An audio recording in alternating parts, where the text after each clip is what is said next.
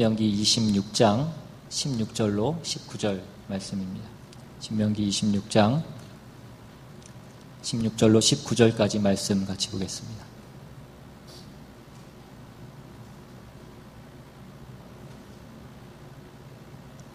찾으셨으면 제가 읽겠습니다. 오늘 내 하나님 여호와께서 이 규례와 법도를 행하라고 내게 명령하시나니 그런즉 너는 마음을 다하고 뜻을 다하여 지켜 행하라. 네가 오늘 여호와를 내 하나님으로 인정하고 또 그 도를 행하고 그의 규례와 명령과 법도를 지키며 그의 소리를 들으라. 여호와께서도 내게 말씀하신 대로 오늘 너를 그의 보배로운 백성이 되게 하시고 그의 모든 명령을 지키라 확언하셨느니라. 그런즉 여호와께서 너를 그 지으신 모든 민족 위에 뛰어나게 하사 찬송과 명예와 영광을 삼으시고 그가 말씀하신 대로 너를 내 하나님 여호와의 성민이 되게 하시리라. 아멘. 아이가 태어나서 한 이제 2돌쯤이 지나고 나면 싫어요라는 말을 하기 시작한다고 합니다. 그래서 이제 엄마들을 당황케 하는 경우들이 있는데 싫어요를 하기 시작하면서 무슨 말만 해도 싫어요를 하는 것입니다. 밥 먹으라 그래도 싫다고 얘기하고 그럼 먹지 말라고 해도 싫다고 얘기를 해서 엄마들을 힘들게 하는 것입니다. 근데 이 심리학적으로는 이 2-3살 정도에 되는 아이들이 이 싫어를 하기 시작하는 것이 어떤 첫 번째 자아의 표현이고 또 그 아이에게 어떤 호불호가 생겼다라는 것을 의미하는 것이라고 그렇게 얘기를 합니다. 그러니까 인간이 어떤 그 자아가 발달되는 그 자아 발달의 순서상 무엇을 하고 싶다거나 무엇을 좋아한다거나 장래에 내가 무엇이 되고 싶다거나 하는 그 의사표현은 이 싫어라는 것이 성립되고 나서야 그러한 것들이 가능해진다라고 그렇게 얘기를 하는 것입니다. 그래서 문제는 아이가 싫어요라를 얘기하는 것이 문제가 아니라 이 시기에 아이에게 부모가 그 싫어요를 하지 못하도록 허용하지 않는 것이 오히려 문제라고 그렇게 얘기를 합니다. 그러니까 부모가 이 아이에게 이 싫다라는 것을 허용하지 않으면 그 어린 나이에 있는 그 아이는 부모에게 모든 것을 의존할 수밖에 없는 그 시기이기 때문에 자기의 생존을 위해서 자기의 주체성을 포기하게 된다라는 것입니다.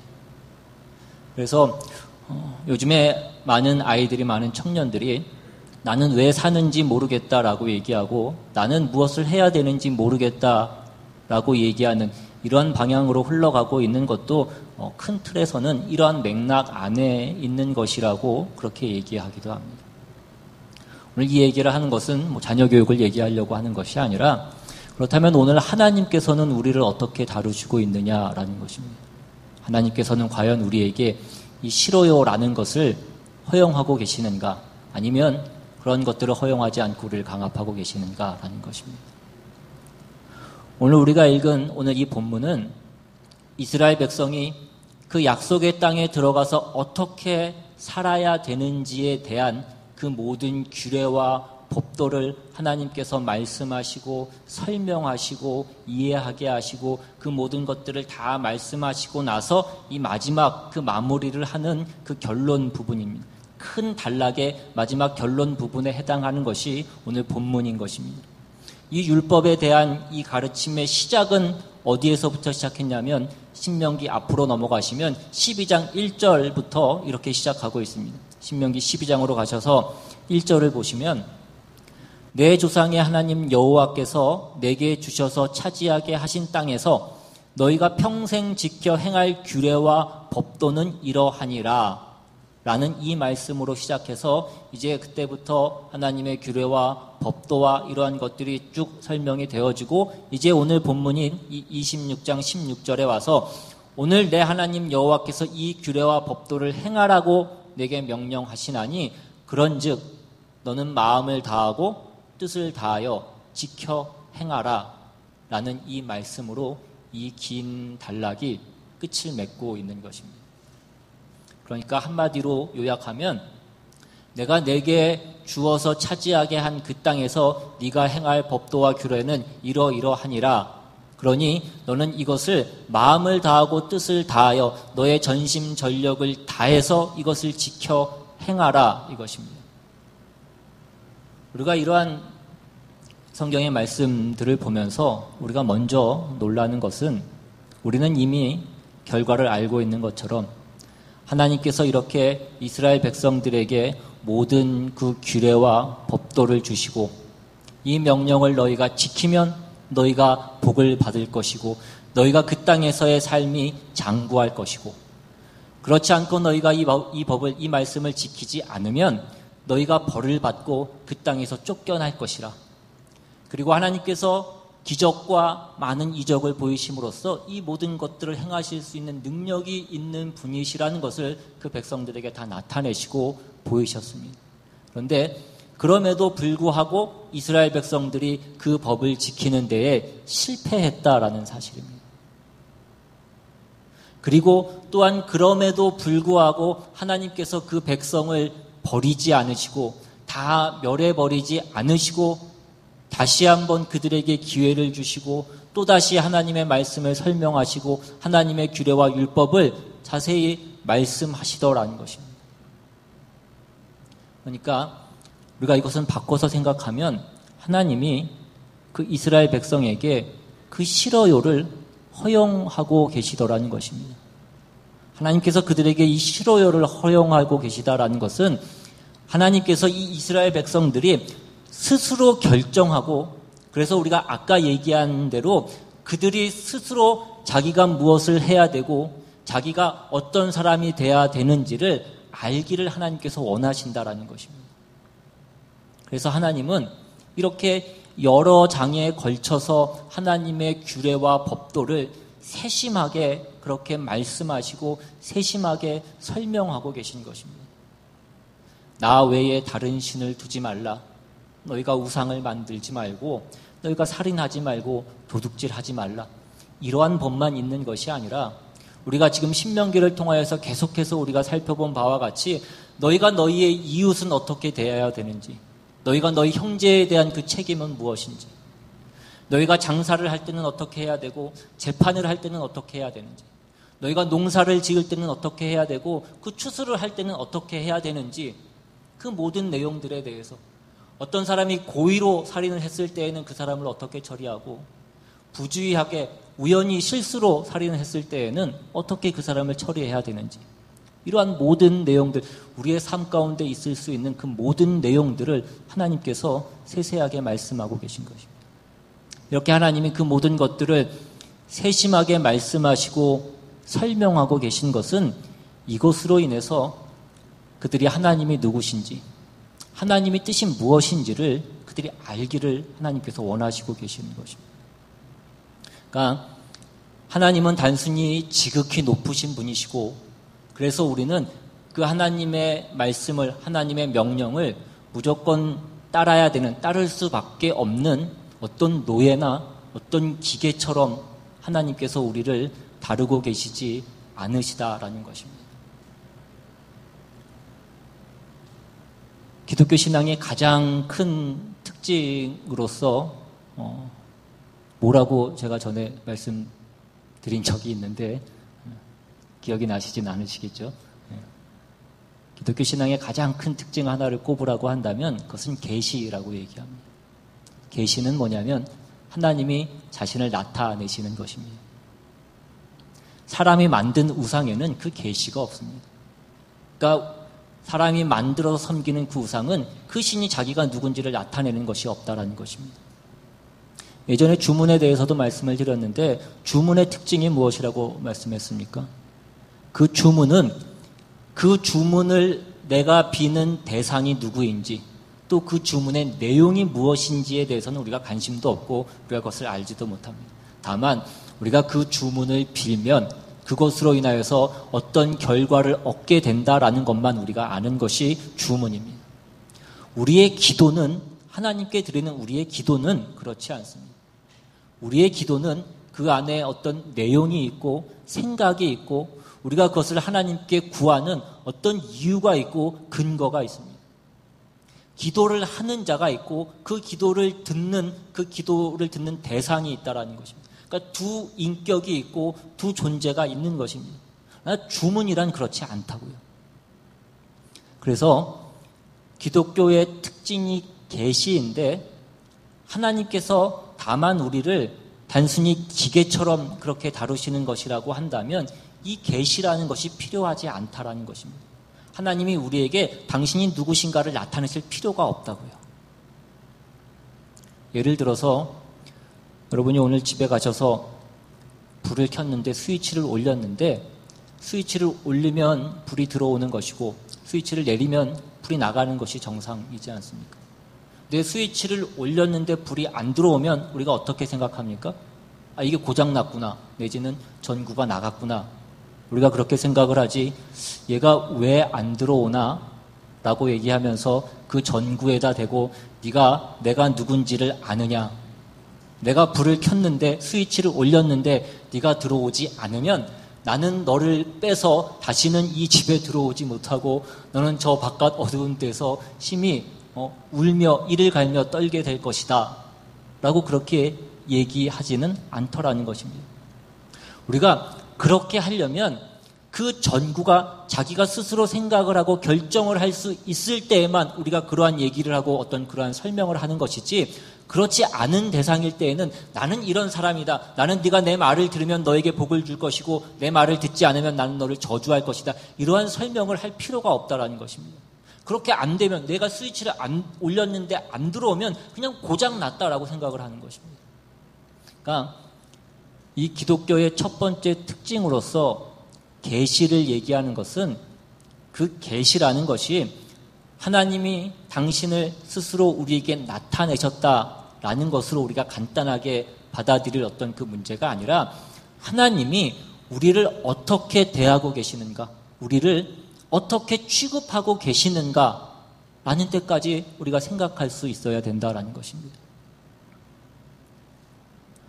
그러니까 우리는 하나님 앞에 어떤 기계적인 대상이 아니라는 것입니다. 하나님이 우리를 마음대로 조작하시거나 조종하시지 않으신다라는 것입니다. 하나님이 자신을 나타내셔서 나는 거룩한 하나님이라, 나는 은혜로운 하나님이라, 그러나 나는 또한 진노하는 하나님이라, 너희가 내 말에 순종하면 내가 너에게 복을 줄 것이고 그 복을 너희 천대까지 이르게 할 것이고, 그러나 너희가 내 말을 듣지 않으면 그 죄를 너희의 3, 4대까지 내가 물을 것이라, 나는 그런 하나님이라. 이 모든 표현을 하나님께서 하시는 것은 그 말을 듣는 대상이 기계가 아니고 인격이 없는 무인격이 아니라라는 것을 얘기하는 것입니다. 우리가 이것을 알아야 되는 것이, 이것을 기억해야 되는 것이 굉장히 중요한 문제인 것입니다.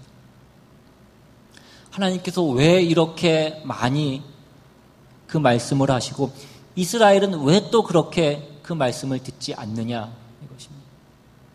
왜 그런다고요? 우리가 이 모든 내용 가운데에서 인간의 본성이 죄라는 것을 우리가 아는 것도 물론 이 가운데 우리가 알아야 될 중요한 내용 가운데 하나이지만, 그보다 또한 더 중요한 것은 하나님이 이 인간이 죄악된 성품으로 인해서 하나님의 말씀을 듣지 않고 하나님의 말씀을 반대하는 것을 끝까지 견디시고 그것을 고칠 때까지 포기하지 않으심으로써 하나님이 과연 우리를 하나님의 형상대로 만드셨고 우리를 인격적으로 대접하사 자신을 계시하시고 자신을 설명하시는 대상으로서 우리를 대우하고 있다라는 것을, 우리를 취급하고 있다라는 것을 우리가 잊지 않아야 된다라는 것입니다.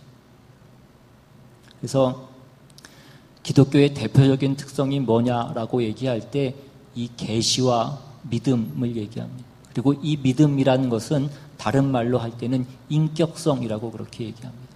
다른 종교에는 이것이 다른 모든 종교는 다 그냥 방법인 것입니다.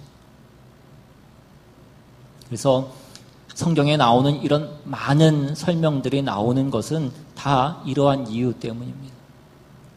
우리가 오늘 본문이 있는 내용 조금 더 앞으로 가셔서 보셔도 신명기 28장으로 가시면 거기에는 뭐라고 되어 있냐면,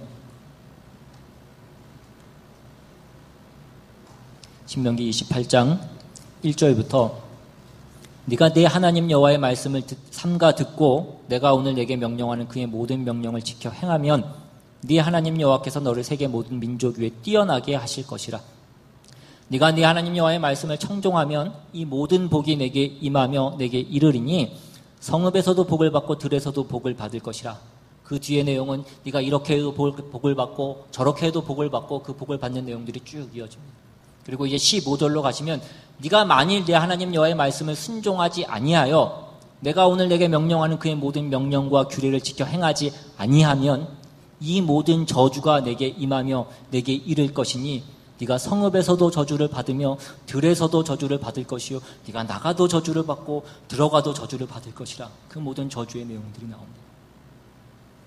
이런 모든 내용들은 지금 이 말을 듣는 그 대상들이 어떤 그 대상들에게 하나님께서 어떤 기계적인 조작을 하기 위해서 하나님께서 이 말씀을 주시는 것이 아니라 이 말을 듣는 그 대상들이 자기들이 생각을 하고 결정을 해야 되는 자들이기 때문에 하나님께서 이 말씀을 하고 있는 것입니다.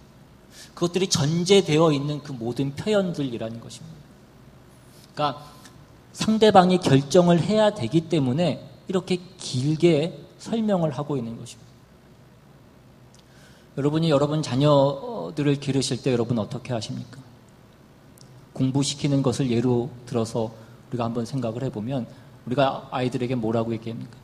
네가 이번 시험만 잘 보면 네가 이번 시험에서 1등을 하고 네가 올 A를 맞으면 내가 네가 해달라는 것 다 해주겠다. 네가 갖고 싶은 것 다 갖게 해주고 네가 가고 싶은 곳 내가 다 데려가 주겠다. 그러나 만약 네가 이번 시험을 또 망치고 또 꼴등을 하고 네가 F가 또 나오고 그러면 너는 아주 죽을 줄 알아라. 너는 나가도 죽고 들어가도 죽는다. 너는 용돈도 없고 너는 외출도 금지다. 우리가 이렇게 얘기하는 것과 마찬가지인 것입니다. 그러나 우리가 우리의 자녀들에게 그 모든 것을 요구하지만 우리가 그 자녀를 조작하거나 조종할 수는 없습니다. 우리가 아이를 그렇게 설득하지만 그 아이가 결정을 해야 되는 문제라는 것입니다. 그러니까 이렇게 설명이 길어질 수밖에 없습니다. 우리 신약시대를 사는 성도들이 갖는 어떤 불만이나 우리가 구약의 성경을 보면서 부러워하는 내용들이 무엇입니까? 구약시대 때를 보면 우리가 하나님께 부르짖고 하나님께 기도하면 그 응답이 즉각 일어나더라는 것입니다. 아침에는 만나를 주시고 저녁 때는 메추라기를 내려주시고 더우면 구름 기둥으로 추우면 불 기둥으로 인도하십니다. 근데 요즘에는 우리가 사는 이 신약 시대에는 오히려 그러한 일들이 오히려 더 나타나지 않습니다. 그러나 구약에서 그 모든 것들을 보여주시면서 우리에게 말씀하려고 하는 것은 하나님께서 우리의 생사화복을 쥐고 계신 분이다라는 어떤 그 기초를 놓아야 되는 것이기 때문에 그 모든 말씀을 하는 것이고 이제 우리는 그 기초 이후에 서 있는 사람들인 것입니다. 그 모든 사실을 우리가 역사로서 갖고 있고 역사로서 쥐고 있는 사람들이라는 것입니다. 이제는 하나님이 우리를 인격자로 대접하셔서 그 이후의 얘기들을 우리에게 하시고 결론적으로 우리를 어디로 인도하시고 무엇을 채우시려고 그러시는가까지 우리에게 설명하고 계시는 것입니다. 여기에서 우리가 분별하고 우리가 선택해야 된다라는 것입니다. 그래서 오늘 성경에 나오는 이러한 내용들은 전부 그러한 말씀들을 하고 있는 것입니다. 조금 더 뒤로 가서 신명기 30장에는 뭐라고 되어 있냐면 신명기 30장 19절 이하에 내가 오늘 하늘과 땅을 불러 너희에게 증거를 삼노라. 내가 생명과 사망과 복과 저주를 내 앞에 두었은즉 너와 내 자손이 살기 위하여 생명을 택하고 내 하나님 여호와를 사랑하고 그의 말씀을 청종하며 또 그를 의지하라. 그는 내 생명이시오 내 장수이시니 여호와께서 내 조상 아브라함과 이삭과 야곱에게 주리라고 맹세하신 땅에 네가 거주하리라. 내가 생명과 사망과 복과 저주를 내 앞에 두었다. 너희는 어떻게 하라고요? 너는 살기 위해서 그 복을 택하고 그 생명을 택하라 이것입니다. 안 하면 너희가 그렇게 하지 않으면 너희가 벌 받는다라는 것이 어떤 궁극적인 목적이 아니고 그리로 가지 말라라는 데 이 모든 말씀에 어떤 궁극적인 목적이 있는 것입니다. 그러니까 이런 얘기들은 다 우리들을 설득하는 그 모든 장면 가운데 주어지고 있는 것들입니다. 그래서 우리가 이런 하나님의 명령을 받는다라는 것이 하나님께서 우리를 어떻게 대접하고 있으시다라는 것을 우리가 알지 못하면, 우리가 그 부분을 놓치면 하나님의 이런 모든 명령은 어떤 그런 1차원적인 어떤 명령서에 지나지 않게 되는 것입니다. 말씀을 들으면 복받고 말씀을 듣지 않으면 벌받아 죽는다. 그렇게 간단한 문제가 아니고, 하나님의 말씀을 들으라. 너희가 내 말을 들으라. 들을 때까지 내가 너희를 놓지 않겠다. 너희가 내 말을 듣지 않으면 내가 너희를 때려서라도 내가 너희를 그 길로 가도록 만들겠다. 그 모든 뜻이 이 모든 내용 가운데 들어있는 것입니다. 그래서 오늘 본문으로 다시 돌아와 보시면, 오늘 본문 16절에 오늘 내 하나님 여호와께서 이 규례와 법도를 행하라고 내게 명령하시나니 그런즉 무엇입니까? 너는 마음을 다하고 뜻을 다하여 지켜 행하라. 그 명령을 우리의 마음으로 받아서 우리가 전심전력을 다해서 우리의 인격과 우리의 성품으로 하나님의 편을 들 것을 요구하고 계시는 것입니다. 그냥 우리가 기계적으로 나는 죄 졌다 안 졌다, 나는 거짓말 했다 안 했다, 나는 오늘 교회에 왔다 안 왔다, 이런 식의 법을 지키라는 얘기를 우리에게 하고 있는 것이 아니라라는 것입니다. 내 속이, 내 심령이, 내 인격이, 내 성품이 하나님을 즐거워하라, 하나님을 기뻐하라, 이것입니다. 그런데 그것을 우리가 해야 되는 것이기 때문에 이러한 긴 안내문이 우리에게 주어지고 있는 것입니다. 우리가 하나님께 나는 이제 하나님 편입니다. 내가 하나님을 사랑합니다. 그렇게 말하고 나면 그때부터 하나님께서 우리를 업고 가시는 것이 아니라 이것입니다. 내가 가야 되는 문제라는 것입니다. 그래서 오늘 본문 그 다음 절인 17절에도 뭐라고 되어 있냐면, 네가 오늘 여호와를 내 하나님으로 인정하고 또 그 도를 행하고 그의 규례와 명령과 법도를 지키며 그의 소리를 들으라 라고 이렇게 되어 있습니다. 이 말씀을 원어대로 직역하면 어떤 의미냐면, 여호와를 오늘 네가 내 하나님이 되었다고 말하라. 그의 길을 따라 걷고 그의 규례와 명령과 법도를 지키고 그의 목소리를 청종함으로써. 그러니까 이스라엘 백성이 여호와가 우리의 하나님이십니다 라고 그렇게 고백하는 그 고백이 진실이 되려면 여호와의 길들을 따라서 걷고 그의 규례와 명령과 법도를 지키고 그의 목소리를 청종함으로써 그것이 현실화되는 것이다, 이것입니다. 이스라엘이 여호와를 자신의 하나님으로 인정하는 방법은 하나님이 말씀하시는 그 길로 가는 것이라, 이것입니다. 그러자 이제 하나님께서 이스라엘 백성들에게 약속하십니다. 이스라엘 백성들에게 선언하십니다. 18절에 여호와께서도 내게 말씀하신 대로 오늘 너를 그의 보배로운 백성이 되게 하시고 그의 모든 명령을 지키라 확언하셨느니라.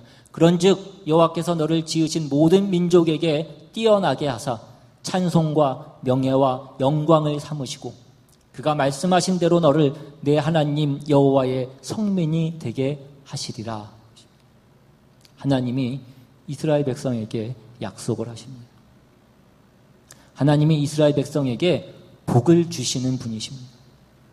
죄와 사망에서 그들을 구하시는 분이시고 그런 능력이 있으신 분이십니다. 이런 모든 생사회복을 가지시는 분이시라는 그 확인을 그들에게 주고 그러므로 너희는 내 말을 들으라, 이것입니다. 하나님께서 이스라엘 백성에게 말하기를 너희가 내 말을 듣고 지키면 너희를 이렇게 복되게 하고 너희 이렇게 높이리라 라고 그렇게 말씀합니다. 이스라엘 백성들이 하나님께 그렇게 하겠다라고 약속을 하고 하나님께서 또한 이스라엘 백성에게 내가 너희를 복되게 하겠다 약속을 하십니다. 하나님께서 그들에게 약속을 주시는 것입니다. 우리가 잘 아는 대로 하나님이 아브라함을 부르실 때에도 하나님이 아브라함을 먼저 찾아오셔서 그에게 약속을 주셨습니다. 내가 너를 모든 민족의 복의 근원이 되게 하고 너로 인하여 모든 민족이 복을 받게 하겠다입니다. 이 약속을 주시고 그를 불러내시는 것입니다. 이스라엘 백성들을 불러내실 때에도, 그들을 애굽 땅에서 이끌어내실 때에도 하나님께서 그들에게 약속을 주십니다. 내가 너희를 거룩한 나라, 나의 제사장 나라, 나의 거룩한 소유로 삼겠다라는 그 약속을 주시고 그들을 이끌어내시는 것입니다.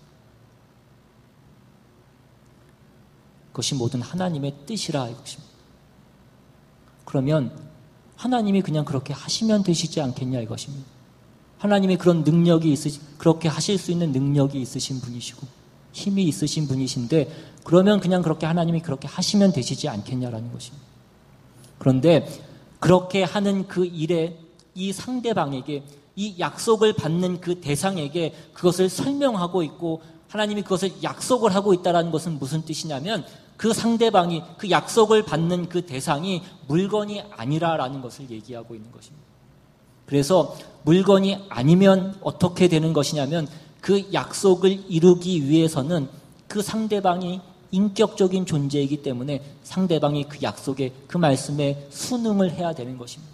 그래서 또한 그 상대방에게 약속을 시키고 있는 것입니다. 너희가 약속해라 이것입니다. 그러나 상대방이 그 약속을 안 지킨다고 해서 하나님이 그 약속을 파기시키지 않으십니다. 그러니까 하나님이 하시는 그 약속의 본질은 뭐냐면, 우리가 물건이 아니고 우리가 인격적인 존재이기 때문에 우리를 인격적인 차원에서 하나님의 성품을 이어받고 하나님이 기뻐하시는 그 자리까지 가도록 하나님을 닮은 그 사람으로 만들어내고야 말겠다라는 것을 말씀하는 것입니다. 그러려면 하나님 혼자 만드실 수 없다라는 것입니다. 우리가 그렇게 가야 되는 것이고 우리가 그렇게 해야 되는 것입니다. 그래서 이 모든 약속들이 있는 것입니다. 이 성경, 구약과 신약이라고 하는 것이 가지고 있는 어떤 큰 주제가 바로 이 약속입니다. 구약과 신약이 무엇입니까? 구약은 옛 약속이고 신약은 새 약속입니다. 약속을 한다라는 것은 벌써 이것이 하나님께서 그 대상을 인격적인 차원에서 대하시고 있고 이 일이 실행되고 인격적인 차원에서 실행되고 있다는 것을 전제하고 있는 그 모든 내용들이라는 것입니다. 그래서 우리가 왜 자꾸 이러한 복잡한 내용들을 우리가 들어야 되고 알아야 되느냐, 왜 이러한 내용들을 자꾸 설명을 하느냐 하면, 우리가 우리의 신앙생활에 있어서 가지는 어떤 가장 큰 시험과 어떤 어려움은 뭐냐면, 우리가 하나님이 계신 것은 알겠다 이것입니다. 그런데 하나님이 정말 내 편을 들고 계시느냐라는 것입니다. 하나님이 정말 내 삶 가운데 간섭하고 계시고 내 삶을 인도하고 계시느냐라는 것입니다. 내 인생을 지켜보고 계시고 하나님께서 이 세상 만물을 주관하고 계시는 어떤 그 능력과 그 힘으로 오늘도 나와 함께 하시며 내 편을 들고 계시는가라는 것입니다. 어떤 그런 의심이 들 때가 우리의 삶 가운데에 너무 많이 있더라는 것입니다. 우리가 우리의 신앙을 열심히 지키고 우리가 하나님의 편을 들고 우리가 세상 가운데 우리가 다르게 살고 주를 위해서 절제하고 희생하고 양보하고 우리가 그렇게 산 모든 것에 대해서 현실 가운데 어떤 보상이 주어지지 않는 것처럼 느껴질 때가 많이 있더라는 것입니다. 내가 기도한 그 모든 기도에 대해서 하나님이 무슨 답이 없고 결과를 주시지 않는 것 같이 느껴지는 때가 너무 많이 있더라는 것입니다. 그럴 때 이것을 기억하시라 이것입니다. 이 생각을 하시라는 것입니다. 뭘 생각하냐면 성경 전체를 놓고 여러분이 생각하시라 이것입니다.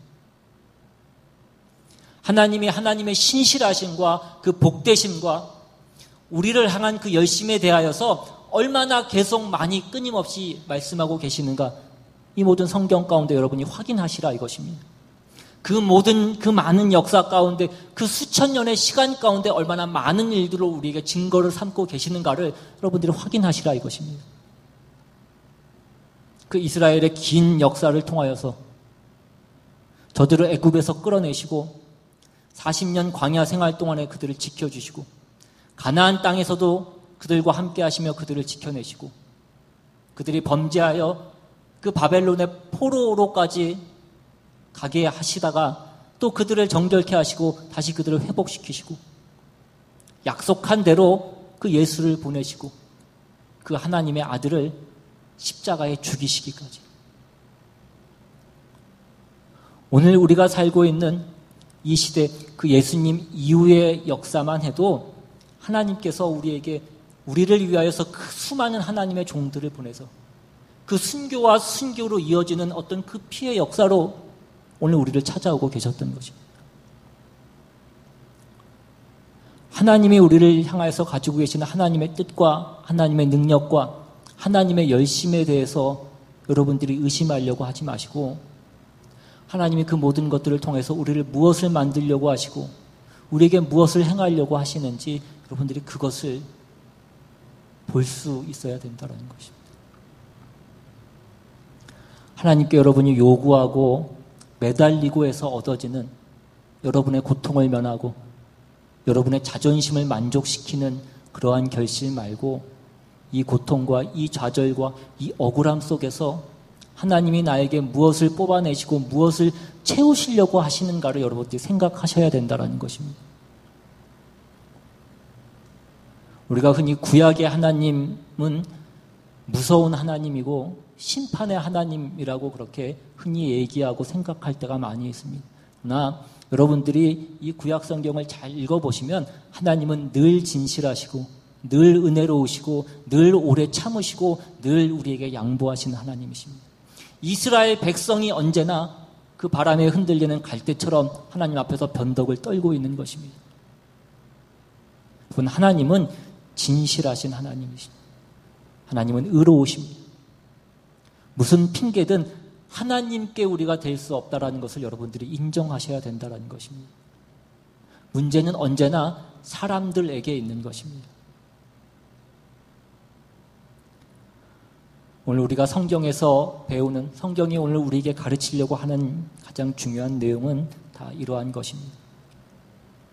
하나님의 신실하심과 우리를 향한 그 끝없는 자비와 용서와 인내와 그 열심에 대해서 여러분들이 시비를 걸려고 하지 마시고 이러한 성경의 내용들을 읽으시면서 내가 잘못됐구나. 내가 늘 내 욕심을 채우기에 바빴구나. 내가 늘 나한테 이익이 되지 않는 것을 하나님께 때를 써서 구하는 어린아이와 같았구나. 그것을 우리가 확인해야 된다는 것입니다. 하나님이 우리에게 오셔서 우리를 대접하시고 우리에게 이렇게 설명하시고 우리의 모든 시행착오를 용납하시고 기다리시는 하나님이시라는 것입니다. 우리가 하나님의 말씀을 거절하고 우리가 딴짓할 때에도 하나님께서 기다려주십니다. 그리고 우리에게 또다시 찾아오셔서 돌아오라라고 그렇게 말씀하고 있는 하나님인 것입니다. 그것이 성경이 우리에게 가르치려고 하는 오늘 모든 내용 가운데 있는 핵심되는 그 내용인 것입니다.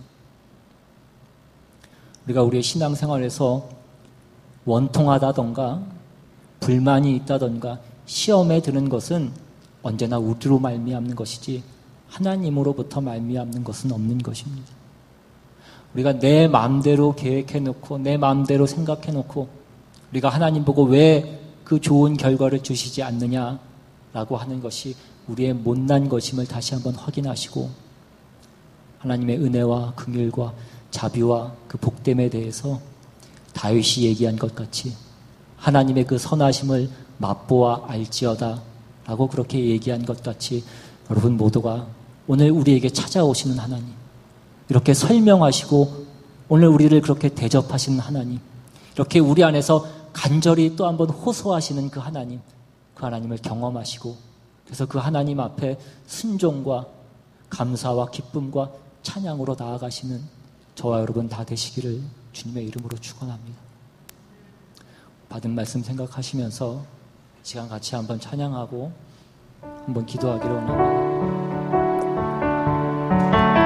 하나님이 우리를 만드셨고 우리를 자녀 삼으셔서 거기서 그치신 것이 아니라 우리가 하나님의 그 자녀로서 완성되기까지 그 길을 우리가 완주하기까지 우리를 포기하지 않으시고 내버려 두지 않으시고 끝까지 우리와 함께 하시며 우리를 인도하시는 하나님이신 것을 오늘 내 삶 가운데 있는 이 모든 일들은 그런 모든 과정 가운데 있는 것입니다. 우리가 하나님께 원망할 것이 없고 불만을 터뜨릴 것이 없는 것임을 다시 한번 기억하시면서 시간을 같이